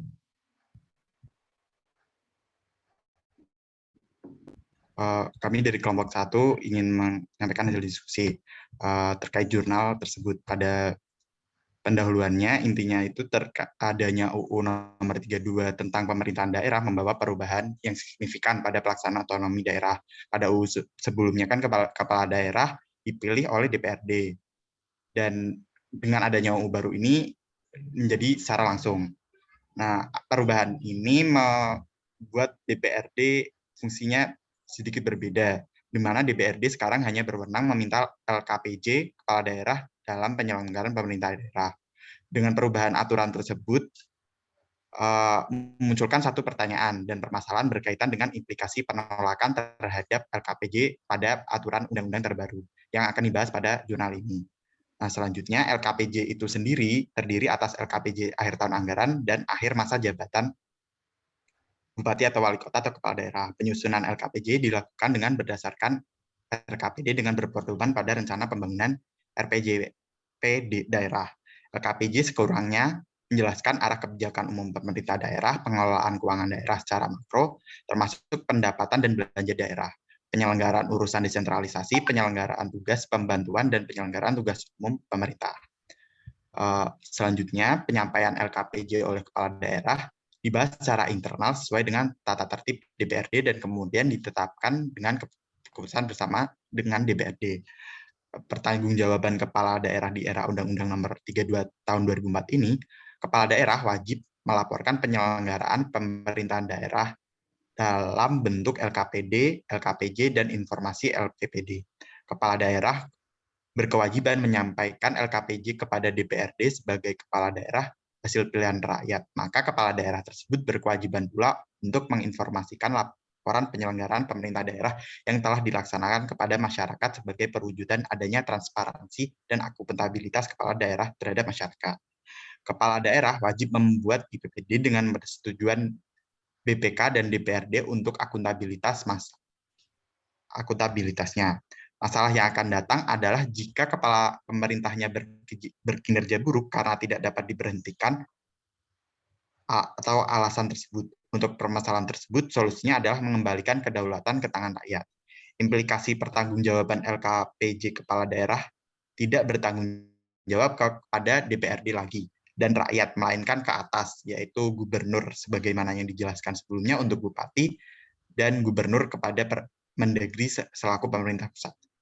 Wakil pemerintah pusat. Akuntabilitas vertikal akan membuat kepala daerah kurang akuntabel dan responsif kepada masyarakat. Maka tidak akan mungkin implikasi hukum terhadap penolakan LKPJ dilakukan dengan baik oleh DPRD maupun masyarakat. Putusan DPRD ini hanya berbentuk rekomendasi dan akuntabilitas publik ke masyarakat. Hanya sebatas informasi saja.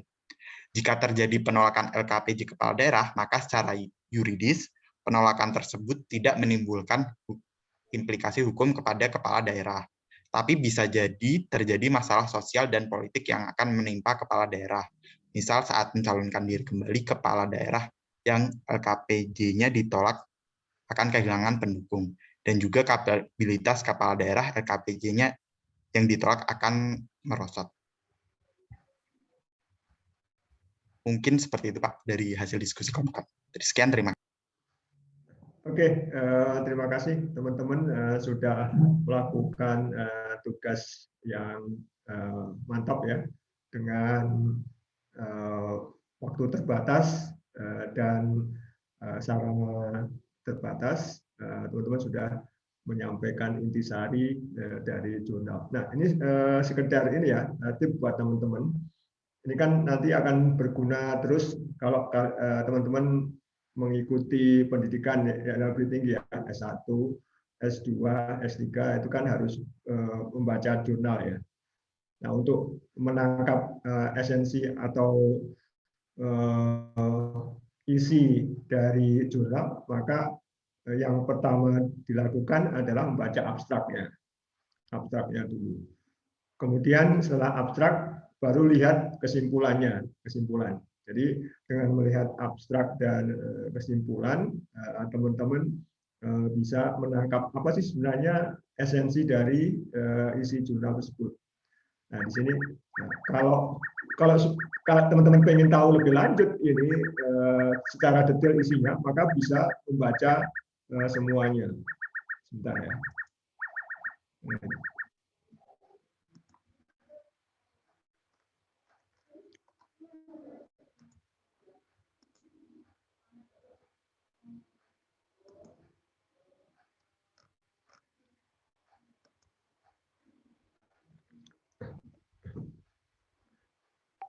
Jadi gitu ya, supaya kita bisa menghemat waktu dalam membaca jurnal.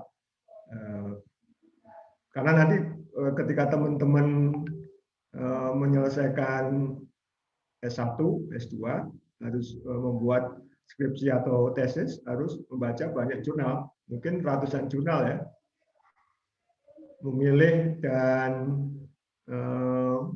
menyaring itu tugas yang cukup penting dan juga melelahkan, karena itu perlu strategi. Strateginya yaitu salah satunya adalah baca abstraknya dulu, baru konklusinya atau kesimpulannya. Kalau misalnya nggak nyambung dengan topik kita, ya kita sortir dan cari jurnal yang lain. Kurang lebih itu teman-teman sekalian, mudah-mudahan yang sedikit ini bisa membantu memperlancar studi teman-teman sekalian. Jadi terkait dengan jurnal tadi, tidak ada implikasi hukum ya, karena dipilih langsung oleh rakyat dan juga peraturan yang ada tidak memungkinkan implikasi hukumnya. Tapi yang terjadi adalah implikasi sosial politiknya. Nah, mungkin tidak akan dipilih lagi oleh rakyat, gitu ya. Kita juga pernah mengalami ini ya, pada masa Presiden Habibie ya, ketika pertanggungjawaban ditolak, maka beliau tidak ingin maju lagi ke pilihan presiden, sehingga ketika presiden berikutnya beliau tidak maju dan yang terpilih adalah Gus Dur atau Abdurrahman Wahid. Begitu teman-teman sekalian, hari ini hari terakhir kuliah kita. Mudah-mudahan bukan yang terakhir pertemuan, ini awal dari pertemuan, dan kalau misalnya di kesempatan berbeda ketemu, mohon kita bisa saling menyapa atau silaturahmi ya. Kalau misalnya saya tidak ingat atau lupa, mohon juga diingatkan bahwa kita pernah bertemu dan berinteraksi. Terima kasih teman-teman sekalian. Apabila ada khilaf dan salah atau kekurang kemampuan saya dalam menyampaikan atau memahamkan materi pengelolaan keuangan daerah, ya mohon dimaklumi, itu ya teman-teman. Baik Pak, saya izin mau menyampaikan.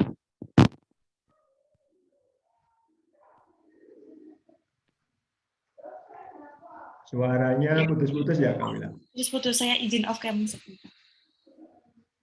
Halo Pak, apakah sudah terdengar? Ya, sudah jelas. Ya, baik Pak, di sini saya mewakili teman-teman kelas 609, mohon maaf sebesar-besarnya kalau selama perkuliahan kami banyak salah, kayak nggak aktif, kurang aktif, kemudian mungkin banyak yang off cam juga, dan seperti itu Pak. Kami juga mengucapkan terima kasih sebanyak-banyaknya kepada Pak Syahrul telah membimbing kami, terutama untuk matkul PKD ini. Semoga ilmunya ini sangat bisa jadi manfaat untuk kita semua, dan juga semoga Pak Syahrul bisa diberikan